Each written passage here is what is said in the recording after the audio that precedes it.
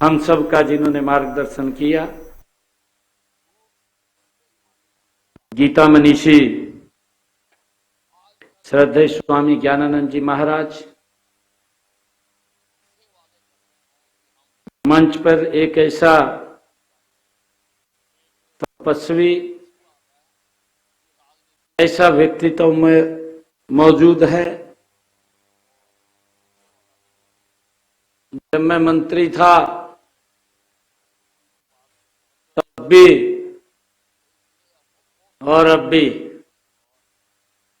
जो ये चिंता करते थे कि आप उस गौशाला में गए या नहीं गए, इतनी चिंता करते थे। और जो ही हम किसी गौशाला में जाते थे उसकी जानकारी भी उनके पास कि आप उस गौशाला में गए थे, कैसी है गौशाला, उसकी चिंता करनी। ऐसे परम श्रद्धेय प्रेम जी गोयल, जो हमारे राष्ट्रीय स्वयंसेवक संघ के, जिनका मार्गदर्शन हम सबको लगातार मिलता रहता है, आज मंच पर विराजमान हैं। हरियाणा सरकार के कैबिनेट मंत्री, पशुपालन एवं डेयरी विभाग, कृषि कल्याण मंत्री कंवरपाल जी गुर्जर, हरियाणा विधानसभा के माननीय अध्यक्ष आदरणीय ज्ञानचंद जी गुप्ता, हमारे शहरी स्थानीय निकाय के राज्य मंत्री सुभाष सुधा जी, गौ सेवा आयोग के हरियाणा प्रदेश के माननीय अध्यक्ष श्रवण गर्ग जी, और हमारे हरियाणा सरकार के पशुधन विकास बोर्ड के चेयरमैन धर्मवीर मिर्जापुर जी, हमारे अतिरिक्त मुख्य सचिव डॉक्टर राजा शेखर वुंड्रू जी, हमारे हरियाणा गौ सेवा आयोग के उपाध्यक्ष पूर्ण यादव जी, हमारे पंचकुला के उपायुक्त डॉक्टर यश गर्ग जी, श्रीमती बंतो कटारिया जी, हमारे विधायक लक्ष्मण यादव जी, जगदीश नैयर जी, जिला के माननीय अध्यक्ष दीपक शर्मा जी, और हमारे यमुनानगर के मेयर मदन चौहान जी, कृष्ण ढूल जी, शिवालिक बोर्ड के हमारे उपाध्यक्ष ओम प्रकाश देवी नगरिया जी, और उपस्थित मंच पर विराजमान सभी गौ सेवा आयोग के माननीय सदस्यगण, और आज इस सभागार में पूरे हरियाणा प्रदेश से आए हुए सभी गौ भक्त, मुझे इस बात का गर्व है कि मैं ऐसे लोगों के बीच में आज आया हूं जो बहुत ईमानदारी के साथ और जिनके मन में गौ माता को लेकर के हर समय चिंता रहती है, जो पल पल इस बात को लेकर के चिंता करते रहते हैं कि कहीं पर भी बेसहारा गौ माता ना रहे। उनके उत्थान के लिए, उनके विकास के लिए दिन रात आप लोग कार्य करते रहते हैं। आप सबको मैं दोनों हाथ जोड़ करके प्रणाम करता हूं, राम राम करता हूं। आप सबका दिल से धन्यवाद करता हूं। मुझे ये भी खुशी है कि आप सब लोग, एक व्यक्ति नहीं बैठा है यहां पर, आपके पीछे एक बड़ी शक्ति है, हमारे समाज की शक्ति है, हमारी धार्मिक संस्थाओं की शक्ति है, हमारे जो प्रबुद्ध जन हैं उन लोगों की शक्ति है जो गौशालाओं को निरंतर आगे बढ़ाने का और उनकी कोई समस्याएं हो उनका तत्परता से समाधान करने का जो आगे आकर के हाथ बढ़ाते हैं, आपके पीछे वो शक्ति भी है।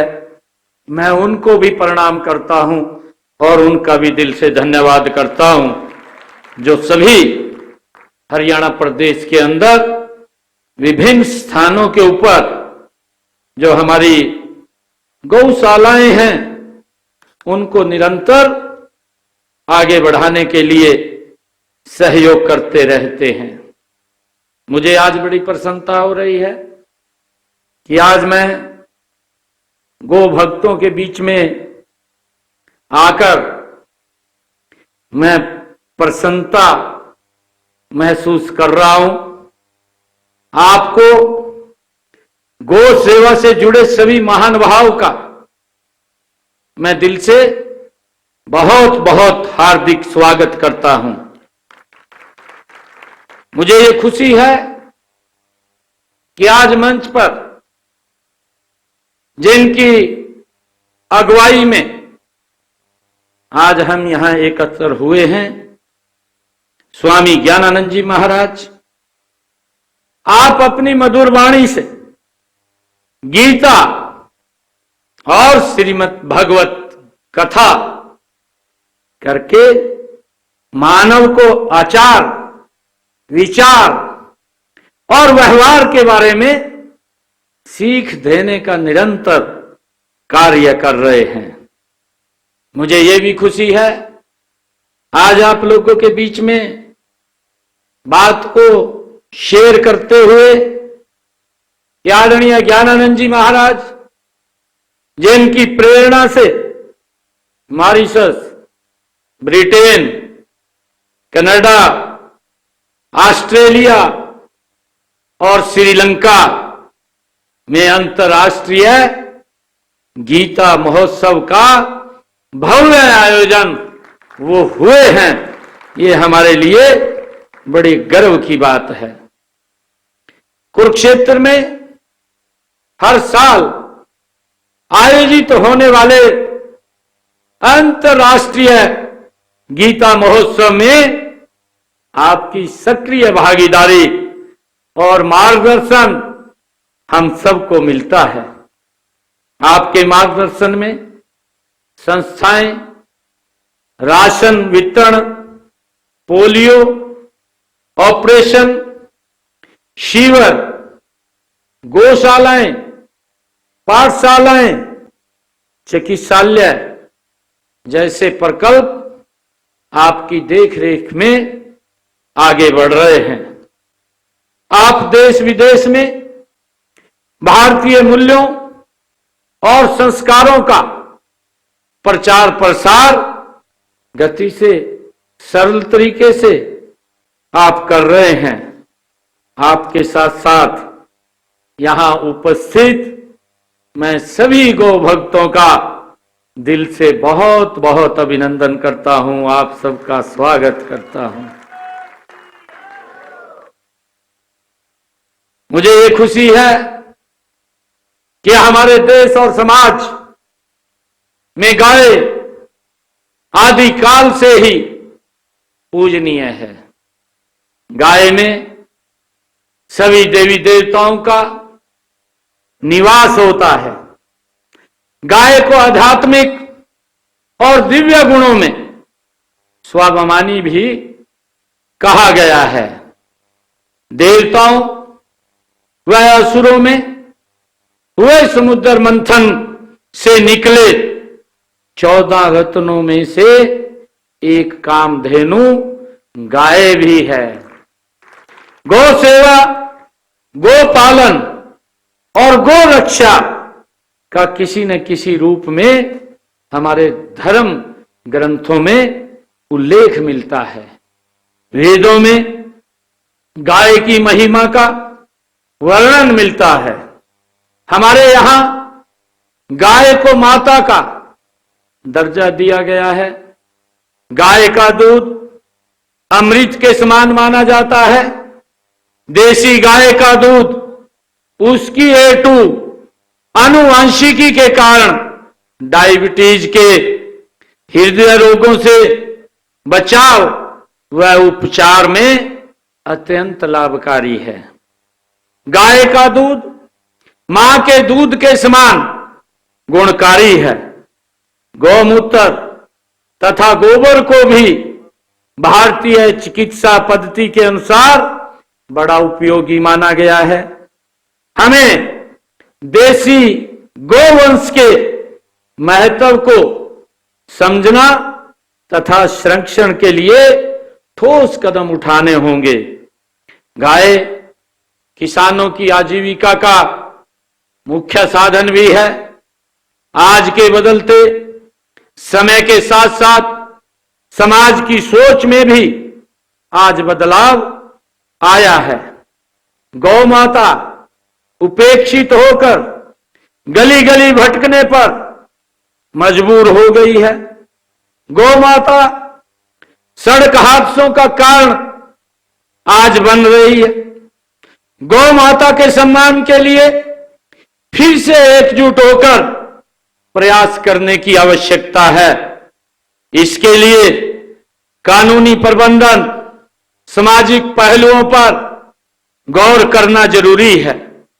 गायों की सुरक्षा के लिए केंद्र व राज्य सरकार ने कड़े कानून बनाए हैं।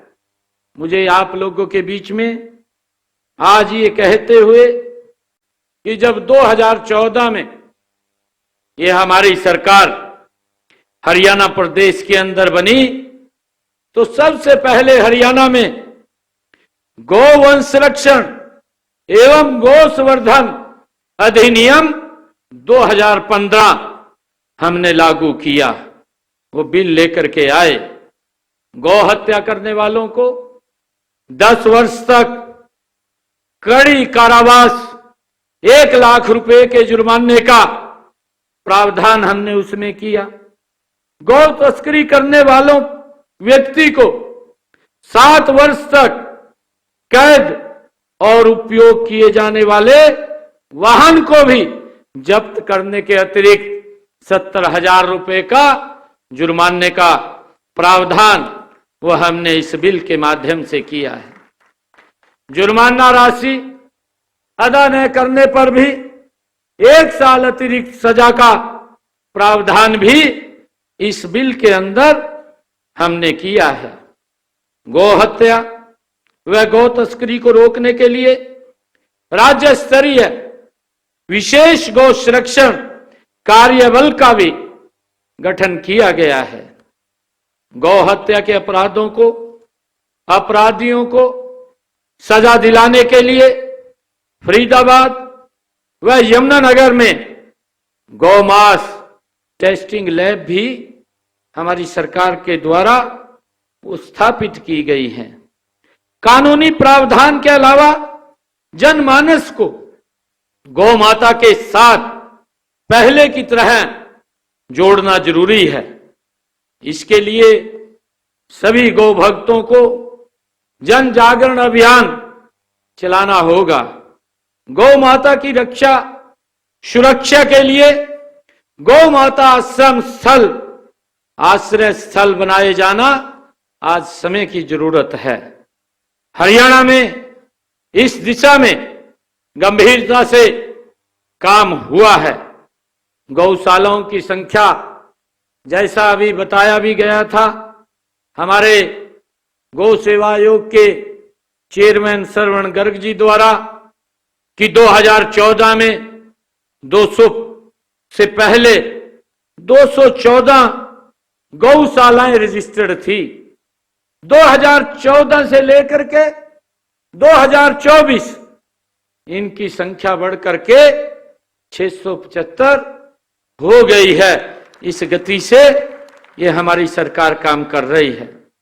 इन गौशालाओं को पिछले लगभग 10 सालों में 238 करोड़ रुपए का अनुदान राशि भी देने का काम ये हमारी सरकार ने किया है। गौशालाओं में 338 शेड बनाने के लिए 30 करोड़ रुपए की राशि भी दी जा चुकी है। पानीपत में 50 एकड़ में 3000 गौवंश क्षमता का एक गो अभ्यारण्य बनाया गया है। गांव डुंडर जिला हिसार में भी 3000 गौवंश क्षमता का एक गो अभ्यारण्य वहां पर भी बनाया गया है। गौ माता के सम्मान के लिए देसी नस्ल की गायों के संरक्षण और संवर्धन के लिए भी कारगर कदम उठाने होंगे। आदरणीय प्रधानमंत्री नरेंद्र मोदी जी ने देसी नस्ल की गायों के संरक्षण और संवर्धन के लिए राष्ट्रीय गोकुल मिशन लागू किया है। हरियाणा, साहिवाल, बेलाही, थारपारकर, गिर आदि की 20 पशुओं की डेयरी स्थापित करने पर लाभार्थियों को बैंक ऋण पर ब्याज अनुदान उपलब्ध कराया जा रहा है। देसी गायों की मिनी डेयरी योजना, देसी नस्ल की 3 व 5 गायों की डेयरी इकाई लगाने वाले पशुपालकों को गायों के खरीद मूल्य पर 50% का अनुदान भी दिया जा रहा है। इस योजना में 7,533 लाभार्थियों को 82 करोड़ 85 लाख 67,000 रुपए प्रदान किए गए हैं। 37 करोड़ रुपए की लागत से 4 गोवंश संवर्धन एवं अनुसंधान केंद्रों की स्थापना का कार्य भी अंतिम चरण में है। ये जिला कैथल के क्योड़क, जज्जर के लकड़िया, करनाल के उचानी और महेंद्रगढ़ में स्थापित किए जा रहे हैं। मुझे ये बताते हुए कि पंजीकृत गौशालाओं के लिए हमारी सरकार ने बिजली दर 2 रुपए प्रति यूनिट निर्धारित की गई है। मुझे ये भी खुशी है कि 330 गौशालाओं में सोलर पावर प्लांट स्थापित किए गए हैं। गौशालाओं में गाय के गोबर और गौमूत्र से गौमूत्र प्राकृतिक फाइनल फास्फेट से भरपूर जैविक खाद, गोबर के बर्तन, गोबर आधारित प्राकृतिक पेंट, गमला, दिया, धूप, साबुन और अन्य उत्पादों का उत्पादन भी हमारी गौशालाओं में हो रहा है। पंचगव्य आधारित उत्पादों पर अनुसंधान और विकास के लिए हरियाणा गौ वंश अनुसंधान केंद्र सुख दर्शनपुर पंचकुला की स्थापना भी की गई है। सभी जिला पशु चिकित्सालयों व गौशालाओं में SPA society for prevention of cruelty against animals भी खोले जा रहे हैं। बेसहारा गौवंश के इलाज के व रखरखाव के लिए सभी जिलों में बेसहारा गौवंश पशु चिकित्सालय बनाने की योजना भी हमारी सरकार बना रही है। मैं आज आप सबको आज ही सुबह बहुत बहुत बधाई भी